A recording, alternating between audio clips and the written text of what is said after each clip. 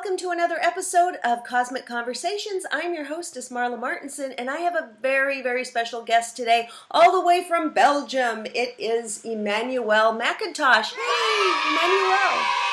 Hello, how are you? Awesome. Oh, this is so exciting. You guys, Emanuelle is so in demand that I had to book this interview last year. To get in with you. So that's how fabulous she is. So, Emanuelle, tell us, my viewers are really interested in psychics and channelers and all of these subjects, and that's my passion. So tell us how you became who you are today. Were you born psychic, or how did this unfold for you? I think for me it really started when I was a little girl. I remember I was terrified of the dark because I always felt like somebody was looking at me and I couldn't see them. So the dark really scared me. And when I had to go to my bedroom at night, I always felt like there was somebody standing on top of the staircase, and I would switch on all the lights, terrified. It was like, I knew there was somebody there. So, then I would run up, get in my bed, look underneath my bed. For years, I had that routine of looking under my bed, and I always felt watched. I always felt like there were eyes pointed at me, but I couldn't see them. So that's pretty much how it started for me, and I didn't really do anything with it. I did come from a family who's very open-minded, who believed in spirits and so on. So when I told them that I was scared, they were like, oh, it's fine. I'm pretty sure it's just one of your angels or somebody's watching over you. So that kind of helped me soothe it a little bit. But I remember in my bedroom at exactly 10 o'clock in the evening, I would hear a knock on my door. And it would go on for years. I heard that knock until one day a medium came in to cleanse the house, and the knock disappeared after like 20 years. So I was pretty blown away by that and how she would do things like that. And that it kind of made something bubble inside of me. But I never thought that I'd end up doing this. After my fears and having the feeling that you're being watched and being sensitive to people. People would come into the house and they would put these big smiles on, but for some reason I felt sad when I looked at them. I later on, at that time, I had no idea that it was them that I was feeling. I just thought, well, maybe it's me. Later on, I figured out that that was me sensing their energy, feeling what they were feeling at the moment when they came in. But when I was about 8 years old, everything kind of got to a stop. I was raped by my grandfather, and my life kind of changed. It was like my life would stop. I was put on hold. Trying to deal with the emotions that came with it, with the fears that came with it. There were so many different things that I was struggling with. I started doubting myself. I started hating myself. I hated people. I didn't trust anybody anymore. I really went into a life of fear, and I went into a life of insecurities about myself mostly, and that really stopped it for me. I didn't feel him anymore. I didn't hear him anymore. I didn't have the feeling that they were still there. So it was almost like my focus was taken away from that, and it was put onto surviving, onto how do I survive this? How do I get over this? I didn't tell anybody either. My parents didn't know what was going on, so I kept it for myself. And so this happened repeatedly, the rape from your grandfather, not just once, it was repeated? This happens for several years. And then luckily he tried to hit on my mom. And so that kind of stopped the relationship with us and the rest of the family who didn't believe us. For me, that was good because the abuse stopped, but I was still struggling with myself. I was still I had no self-esteem. I had not a lot of friends. I always felt like I couldn't trust anybody. So I was a loner. I was somebody who liked to stay at home. My mother, when I was a teenager, she's like, "Why don't you ever go out with friends, do something?" She almost had to literally push me out the door to get me to do something. I was safe in my home, and that's where I wanted to be. I was always, hiding, and I was always, like going to the store for me was hard. My mom would say, "Here's some money, go get yourself some candy." Ooh, that meant I had to go talk to a stranger. Yeah. Couldn't do that. So I was paranoid. I didn't pick up the phone for the first time since I was like 16 because I didn't know it was on the other side of the line. So for years I struggled with that, and my parents, they tried to help me in whatever way they could, and they went through crises as well. My dad got really depressed, lost his job, started drinking. A whole lot of other stuff just started adding up to the pile, and I always felt really connected because I kind of rejected humans. I felt really connected to animals, and I started realizing that I could hear them, that I could kind of know where they're hurting. I also tried to save every animal that was hurt and injured. Like people would start bringing them in, and I would try and save them. And a lot of times I noticed that when they brought him in, I already knew he's going to make it or he's not going to make it. Like I already had that feeling.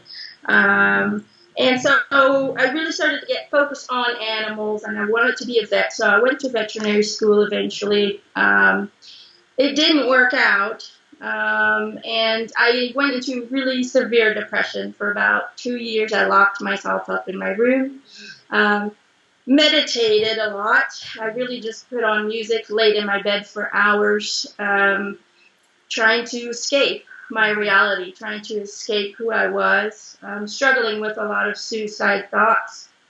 And then one day I decided, either you jump out the window now, get it over with, or you do something about it. And I decided to get on an airplane and fly to America. I wanted to get out. I needed to go away. That was what I felt inside, so I followed that. And it really changed my life because all of a sudden I was in a strange country that I've never been before, all alone.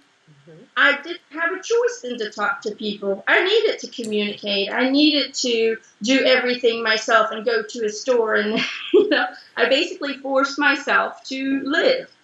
What state did you come to? What state did you arrive in? Well, first I went to North Dakota. And I went there for 3 months, and I got taken in by a wonderful family with 4 children and horses and cattle. So I was like, "Ooh, I'm in my element." And then I went back home after 3 months, and then I went back and I went to Colorado for about 3 years. In a little town called Estes Park, and I would take out tourists on horseback. Through the mountains, through the national park. So that was my dream. Wow, beautiful. What I wanted to do. Horses were my animal, my kind of thing. So it really changed me. It really made me see the beauty in the world. It made me see the beauty in people. And I became comfortable with who I was. I became comfortable with talking to people and making connections and taking chances and risks. And so that really, really changed me. When I came home, I eventually had to come home. Unfortunately, I didn't want to. Yeah. But to come home, I met my husband online, and he was an American. Oh. That's why your English is perfect. No accent. You were here and your husband and all that.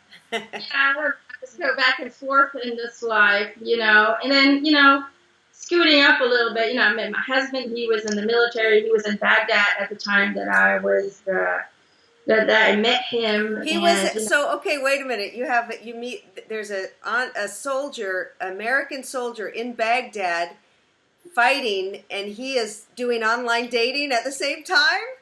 I'm a matchmaker, so this is fascinating. Strange story. Okay. This is proof that you should always follow your heart. Okay. Okay? This is proof. So I I came back from America and I really missed the States and I missed my friends and I missed talking in English and things like that, right?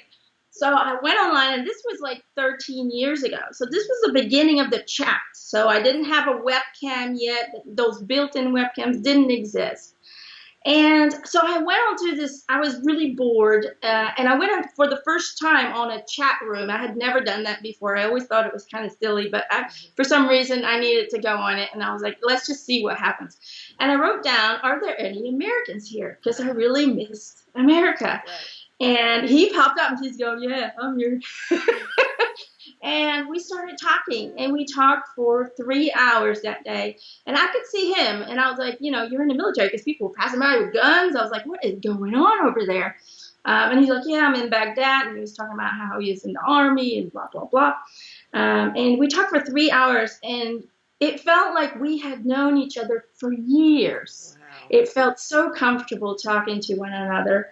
And the next day he said, well, next time, tomorrow, same time. And I went on the next day, and, he didn't show up, and I was in a panic. And my mom's like, what is wrong with you? And I'm like, this guy, I was trying to explain it. She's like, you just met him. You haven't even seen him. And I was like, I don't know. I was in such a panic that something had happened to him. And the day after that, he finally came on, and he said, I couldn't come on. I just couldn't get you out of my head, and it freaked the hell out of me. Wow. Like, okay.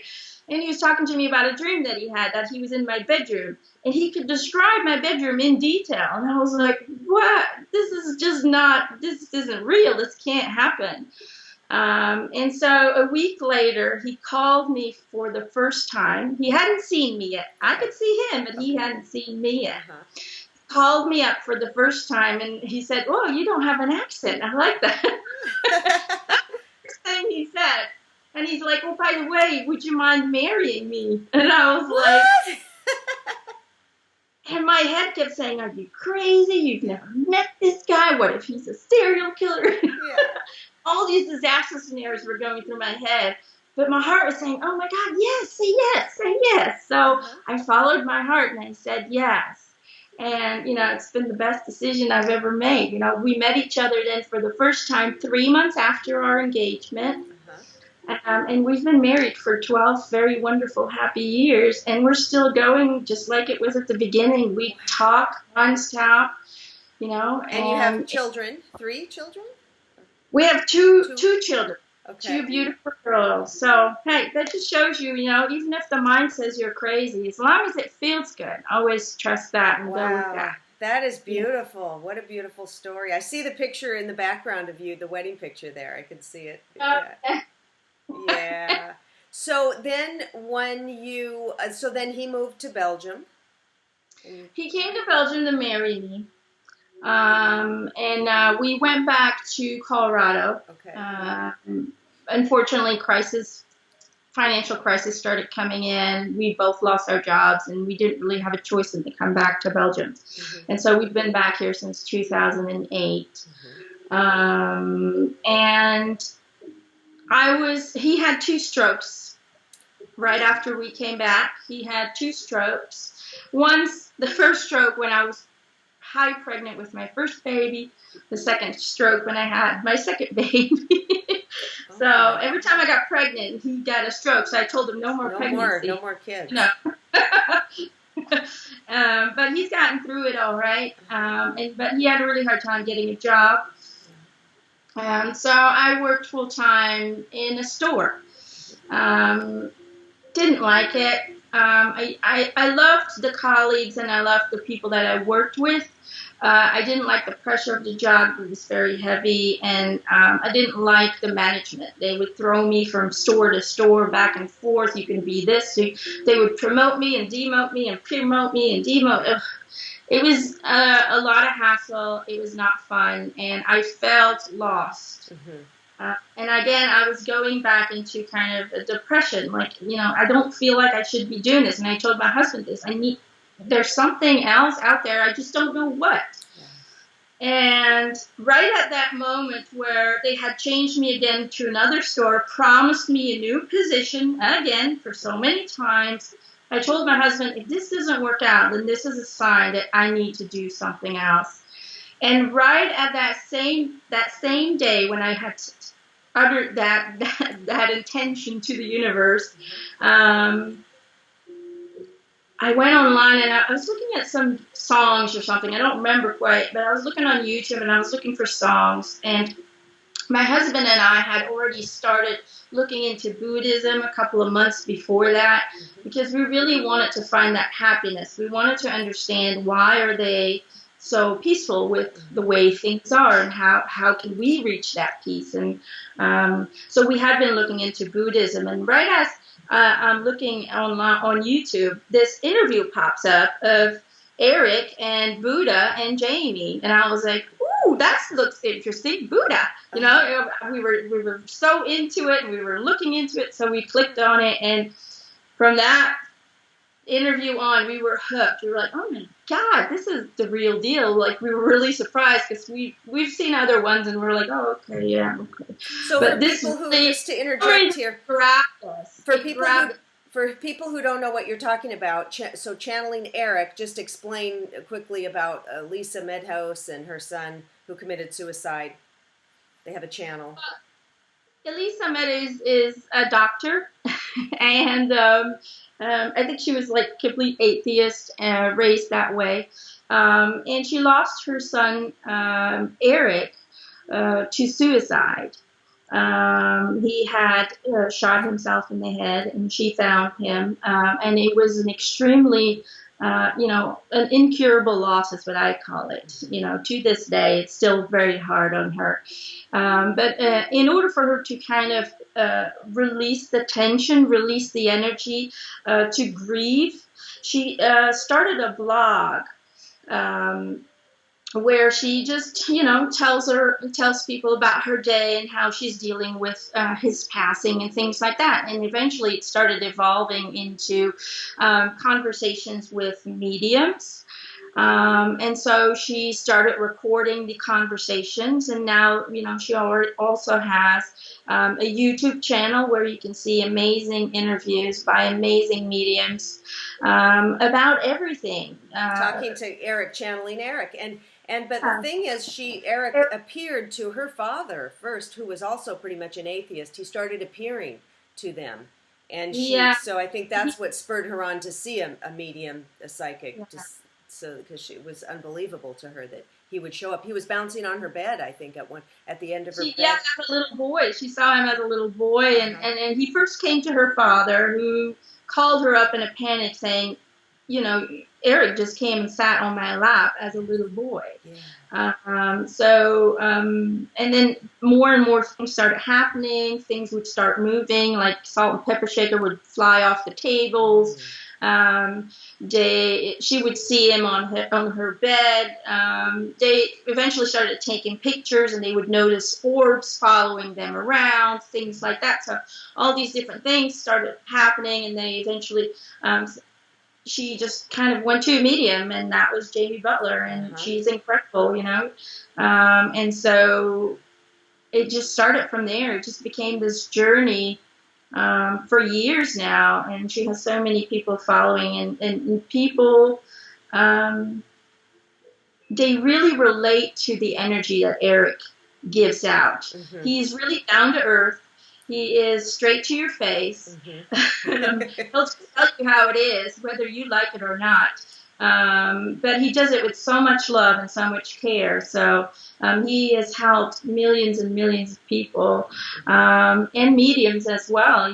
He's really recruiting people all over the world to help him bring the word out and bring the knowledge out to people, so we can grow together and evolve as enlightened beings. And so how did you get involved, Emanuelle? You were a fan and watching it, and how did you become one of the mediums?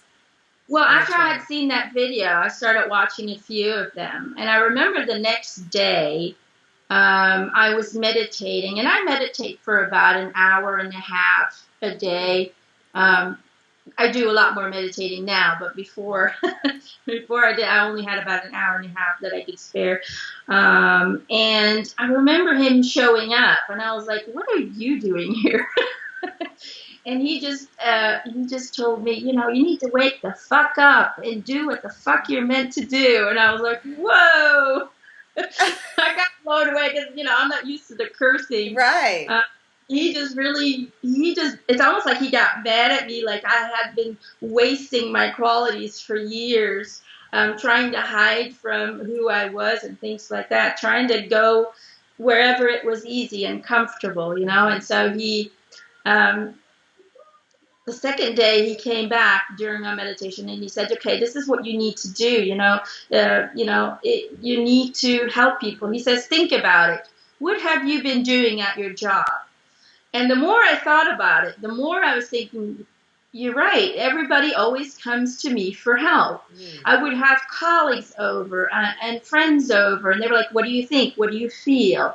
And I would even do card readings for them. You know, I would use cards to kind of help them in their path. And everything I told them would seem to come true. But to me, it never really clicked that that was what I was doing. I just thought, I got a good sense, I'm good in, I'm a very good intuitive, I never connected it with medium, and so he says, wake up and see what you've already done. Now do this professionally. And I said, well, that's a big risk because I'm the only income that my family has with 4 people. My husband didn't get anything. And so if I just quit my job, we don't have an income. I got a house paying off. I got 2 young children running around. I got a mouth to feed. So it was really a scary idea for me to do something like that. So I told him, you know what, let's just wait and see what this job is going to do. And then, if I don't get the position again for so many times, then, I will follow your advice. And he would bug me during my dreams, and he would bug me in the shower. Wherever he could, he would pop up.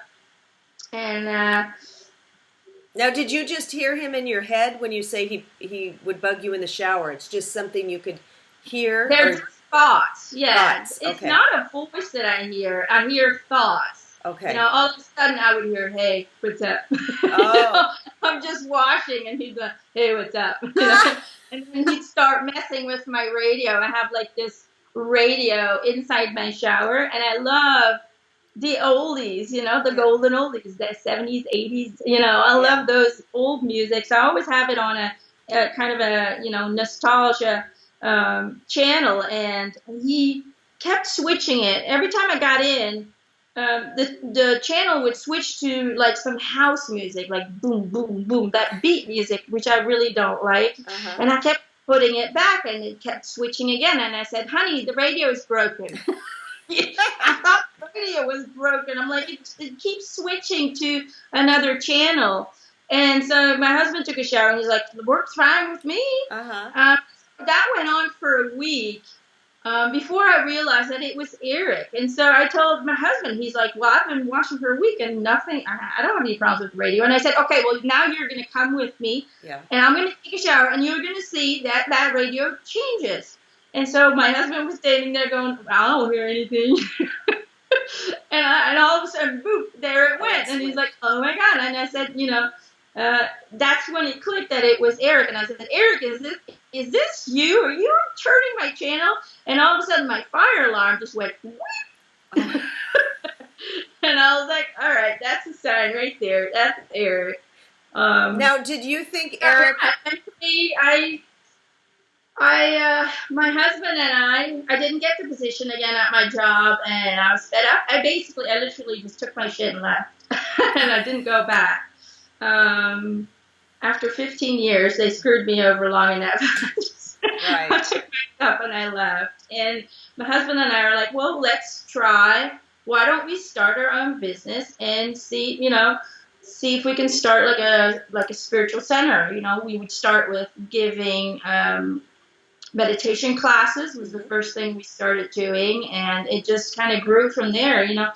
The spiritual world in Belgium, people will read about it, but there are no centers here. There are no places where you can teach, where you can follow meditation classes. It's always kind of hidden, or it's nothing out in the open. So we just put a big thing on our window, goes spiritual center, come on in. Oh, and where you were living at your house? At your house? Yeah, I was gonna teach classes in my house, believe it or not. And so that's how it started. And we eventually had, since we didn't really have an income, we kind of had to survive on our savings. So I was really getting afraid. I was like, this is, we already lost half of our savings here. We're not going to be able to keep doing this. And Erik kept saying, wait till August, wait till August. It's going to pick up. I promise it's going to pick up. And I was like, fine, but if this doesn't pick up, I'm coming over there to kick your ass. I was, I was really worried about it. And I remember I said, sometimes I would say hi to Lisa, how's it going? Just regular chit chat. And then one day she said, how would you feel about being a guest speaker? And I froze. I literally shit my pants almost right there. I was like, oh my God, I can't do this. No. I've only been doing this for like a year and I've barely had any customers. No. I was freaking out. And Erik was saying, stop that shit. Get out of your comfort zone or I'm going to kick your ass. So he kept pushing me. And he says, what do you got to lose? You got nothing to lose. What do you got to lose? So I did the interview and, it went pretty well. I was really nervous. You could probably tell I was nervous. But it went pretty well. And then it just exploded from there. All of a sudden, I was getting 50 reading requests in a day. And I was like, what? Oh, that's why I couldn't get you for 5 months or something. It's been crazy. This is not something I really saw coming. And I noticed that the more comfortable I felt with doing this, and the more, because during the whole time, Erik was trying to help me, and he still is. He's still helping me. And the thing that he said is you need to learn to let go of trying to control the situation. You need to put 100% trust in us that we're not going to let you say things that's not true or that's not correct. And you really just have to be the radio, and we're going to be the ones making the music. So trust that whatever comes out of your mouth is from us. And that was a really, really hard one for me. I'm an Aries, so I like to control things. I like to know where I'm going. And basically, I had to learn to surrender. I had to learn to just sit there and let it come out. Well, I have a question. So do you think Erik came to you because you were one of the people watching all the videos and he knew that you were interested? You think? I think he came to me because he knew that what I was doing was not what I was supposed to be doing. He knew that I needed to open Europe to the spiritual world, and he needed somebody in Europe to do so, I think. Now, Erik and I also have had several lifetimes together, according to what he tells me. One of them together with Carrie Minna as well, that we were in there all together. So we, in a way, we had relationships before, and that's how he saw it. And he says that it was part of the contract that I needed to reach him, that I needed to fall on that video and be a part of the team to spread the word, to help people on this side of the pond as well, just like Allison does, in Australia. So,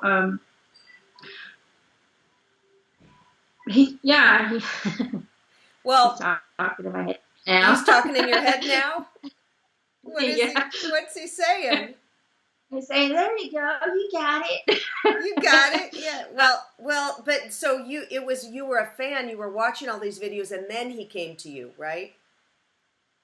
He came to me the next day. Oh, the next day. So he came really fast. Wow. I think I had seen about 5 videos that day. I just watched them one after another, about 5 of them. I think one was Buddha, one was Jesus. I wanted to get the big ones. Yeah, exactly. And that next day, he already popped up and told me that, I needed to make changes. And So I did, and I trusted him, and I trusted, and I did convey in other mediums because I was like, why me? I mean, I'm like nobody. Who am I? Nobody's ever even showed interest in me. Why would they do that now? And that was still those insecurities that would every now and then they do come back up, and you kind of have to Right. learn to Yeah. to say no. I'm not listening to that part of me. Part Well, of and me then goes. I heard that Erik comes to some people that read the blog and watch the videos too, and will prank them and stuff like that. So I've been trying to talk to Erik because I watch all those videos too.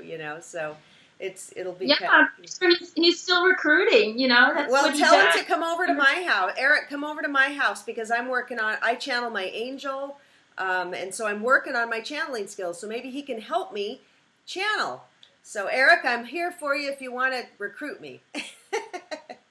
So Saying, all right, say no more. What? What did he? What? Say no more. I'm coming. Say no more. All right, I'll look for my light bulb to flash or something, or my radio to go. So I have to say before I forget, I watched a video of you. I mean, I think I watched it twice. I was so blown away when you channeled Nostradamus.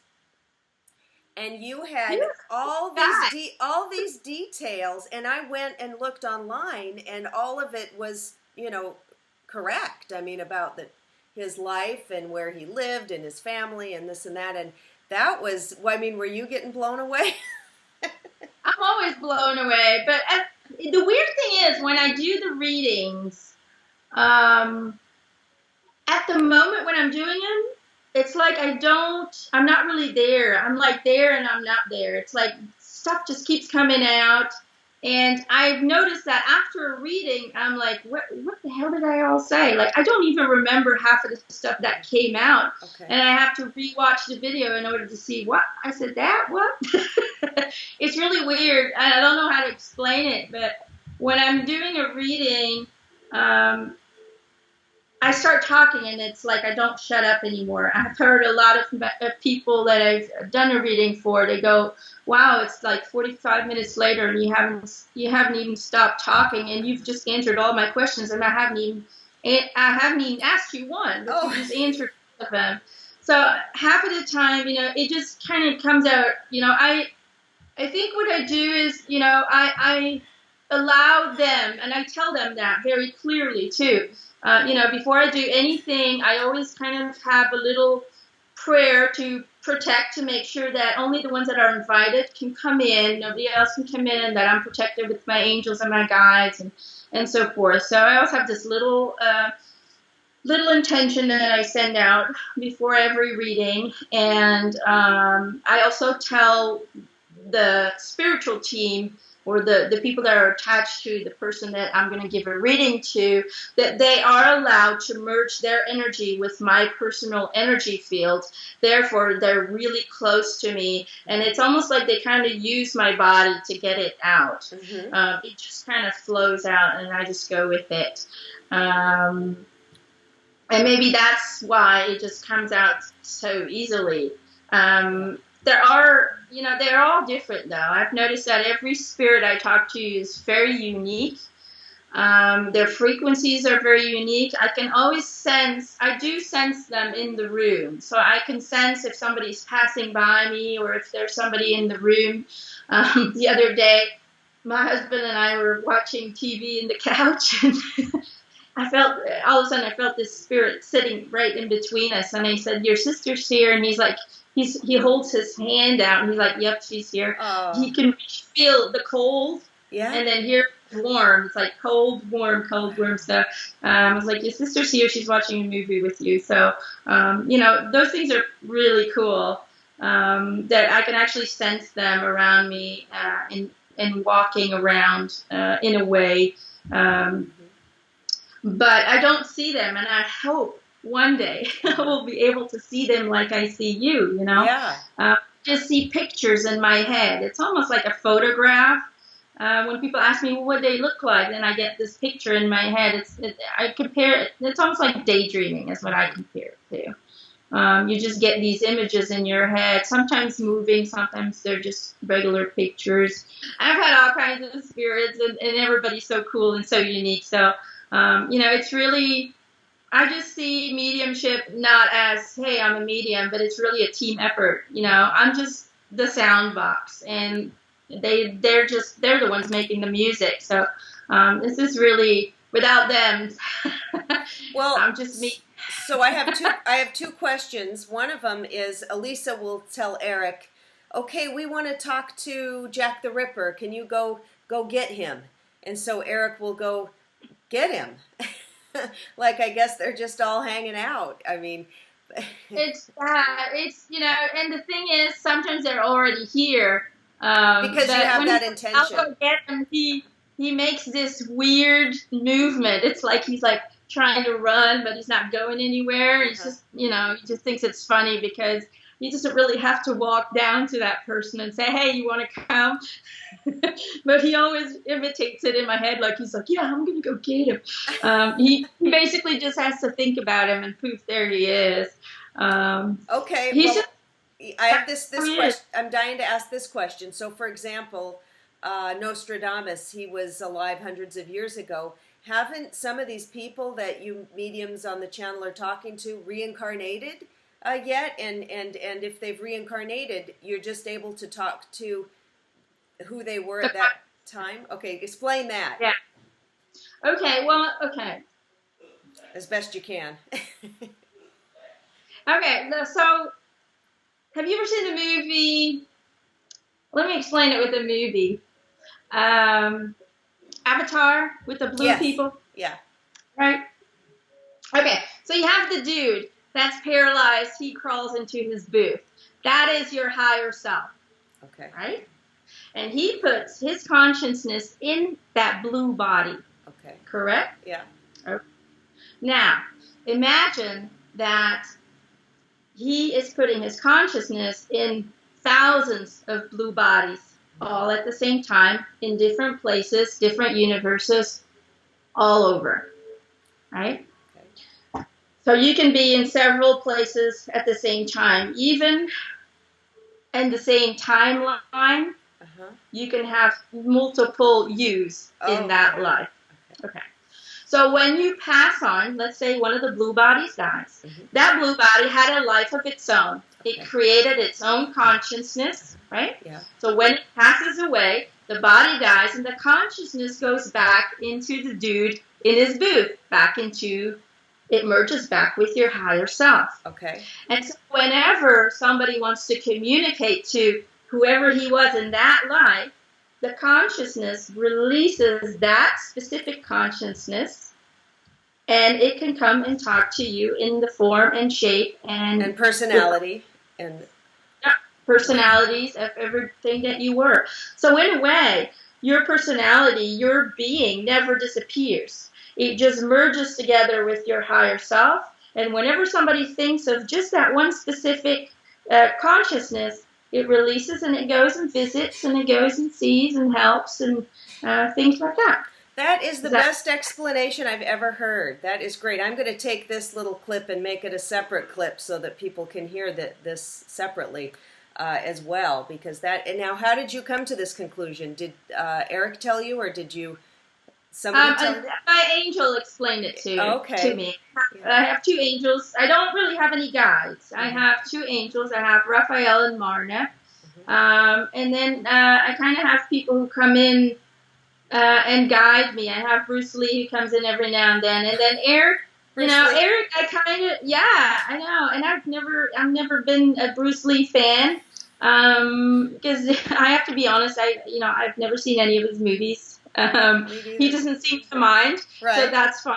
But he's really when it comes to the spiritual world, he really had a clear understanding of how to be human and spiritual at the same time. Because sometimes that can be very conflicting in people. They want to be so spiritual that they forget to be human. You're here to live a human life, but you can have an enlightened human life as well. So it's about combining both and finding that balance. Some people really go into the spiritual world and they try to escape their human life. Yeah. That's not why we're here. Yes. Find that balance. And Bruce really helped me in that. He really helped me. And I said, okay, well, if you've got more advice, just stop on in. So every now and then he comes in. And then Erik, I kind of said, Erik, you got me into this mess, so you better be here every day. And right. We've become more family than, he's here all the time. Whenever, I need somebody to talk to, I'll say, hey, Erik, you here? And I'll hear in my head, yep, here, what's up, Or, if I need to go pick up my kids from school and I don't want to go alone, and my husband's like, I can't come, you have to go alone. I'm like, come on, Erik, let's go pick up the kids. You can pick the songs. And then when I get on the radio, he'll sing one love song after another. It's just really hilarious. And then one day I remember sitting on the way to the kids, and all of a sudden I hear Erik, and he's saying, I brought somebody with me, and I see Freddie Mercury in my head, and I'm like, hi, Freddie. I love him. Hello. And all of a sudden, the song of Freddie pops on the radio, I Want to Break Free. So I see, all of a sudden, Erik and Freddie, they're in their high heels with short skirts, pretending to vacuum like in the video, and it cracked me up, and I was just laughing my ass off, and everybody in the around me, because I was sitting in the car standing by a red light, was looking at me like, why is she laughing so much? There was nobody in the car, and I was just cracking up. And then all of a sudden there's Robin Williams comes in again, also high heels, and I was like, they were just all three of them next to each other. That stuff cracks me up. And, those are things that I'm thinking to myself, I couldn't even make this shit up if I wanted to. Right. But those are the things that they'll do to me, they'll give me images in my head where I'm like, oh, my Lord, where they're just fun. And, he does have a song that whenever I'm not feeling good or I feel like I'm losing confidence in myself, he always gives me the song of Charlie Puth, I'm only one call away. And I remember I was having a really bad day, and I was crying in the car, and that song popped up, and I said, hi, Erik, I know I love you. And then the next song was... it was also about how he loved me, and and how I need to keep going and move on. And so if you really pay attention to your daily life, and if you pay attention to the little details in your life, you'll notice that they're constantly communicating with us. But you really need to see it. And the more you are aware of it, the more it becomes clearer. Like, ooh, somebody's saying something, or somebody's trying to give me a message. I noticed that. At the beginning I was like, maybe not. I would doubt it. Yeah. But the more I acknowledged it, the more that it became really clear that it was them and it was not my imagination. And so, he still pulls pranks on me every now and then. Not as much as he used to, because we talk to each other every day. But, I remember one day it was 2 o'clock in the morning, and all my fire alarms went off. And I was like, oh, my God, the house is on fire. The ones upstairs were going off. The ones downstairs were going off, all at the same time. And I have a lot of fire alarms. We have, 3 stories buildings here. And I rush downstairs, and I'm ready for the fire. Ain't no fire nowhere. And I'm like, Erik! Started screaming at him, and all the fire alarms just went silent. Oh, wow. Oh, my God. I was like, in my pajamas coming back up, and look, Erik did this to us. Oh, that is funny. Oh, my God. I'll do things like that, but at the moment, you're like half asleep, and you're like, right, and you've got kids probably crying. And they're like, oh, that was pretty cool. And would you say that all of that meditation, because that's a lot of meditation, and good for you with little kids and a husband and all this stuff you have to do, that you get in that much meditation. Do you think that really helped in your abilities? Because they say that meditation's so important. It helped me to raise my frequency. Mm-hmm. I noticed that the longer I meditated, after about a half hour, I would feel my body. It was almost like it was vibrating, like it was going like this. And I think that is what kind of brings me to that higher frequency where it's easier for me to connect to them. So I started meditating to just calm down, to relax, to heal my body and heal my mind. And then eventually, the calmer I became, the more I started seeing things. And I remember going through a time, and I think everybody has that, where you start to expect to see things. And having expectations and demands. And the moment I did that, I didn't see anything anymore. So I really had to learn to just see, whatever happens, happens. And whatever needs to come through will come through. I really had to learn to surrender in the moment. So now I meditate before every reading. I meditate for about an hour or so. I do a lot of meditation in a day. Yeah, if you have, how many readings do you do in a day? What's the norm? I can maximum do 4 because they really drain me. Like, I am exhausted after 4. In rare occasions I'll do 5 if it's really urgent. But it really takes a lot of energy when you do it. It just drains you, and after 4 readings, I'm really like. So that means you're meditating 4 hours that day, an hour before. I meditate 4 hours, yeah. So it's a lot of meditation, but it keeps me, it keeps my energy afloat, and it keeps me in that high frequency.